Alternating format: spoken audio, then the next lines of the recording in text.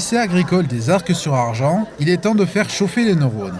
L'établissement est l'un de ceux accueillant la Fête de la Science, dont l'organisation tire son origine d'une collaboration.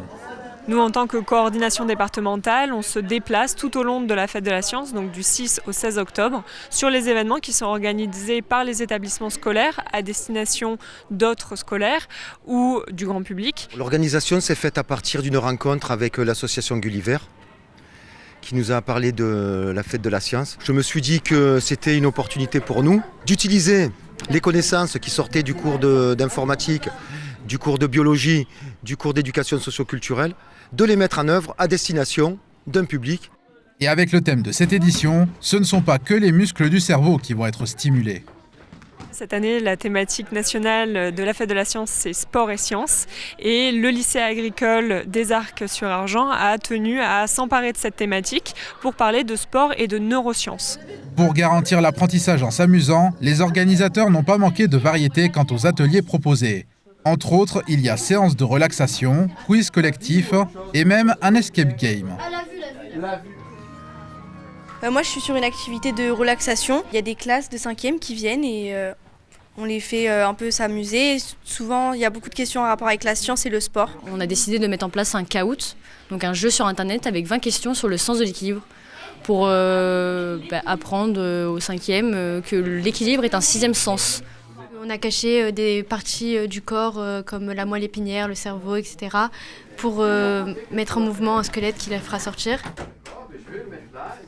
Et tout le monde, enseignant comme élève, met la main à la pâte.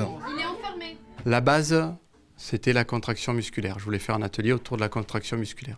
Et c'est les élèves qui ont eu l'idée des énigmes, de partir sur un escape game. Donc on va dire que c'est vraiment un travail de groupe.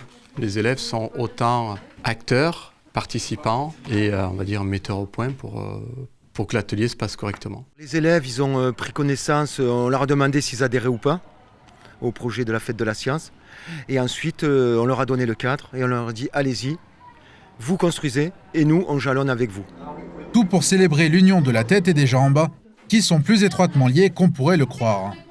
Notre cerveau, tous nos organes se mettent en action. Tout ce qui est notion psychique, le bien-être, la réflexion et aussi les performances qui sont beaucoup liées à notre côté mental et à nos performances neurologiques. Les connaissances en sciences sociales, elles travaillent beaucoup sur l'intelligence collective. Ce qu'on célèbre aussi avec la Fête de la Science, c'est tout ce que la science peut apporter au sport pour améliorer les performances sportives, pour les mesures, parce que dans le sport, on est aussi souvent dans la compétition et donc on essaye de toujours s'améliorer, soit en compétition par rapport à soi-même, soit par rapport aux autres.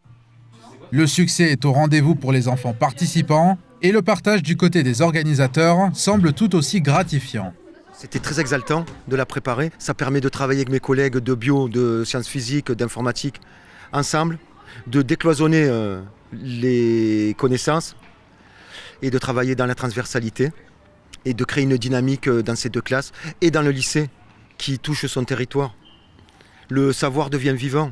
C'est-à-dire qu'aujourd'hui, on a du savoir scientifique, on a du savoir sociétal et on a du savoir comportemental.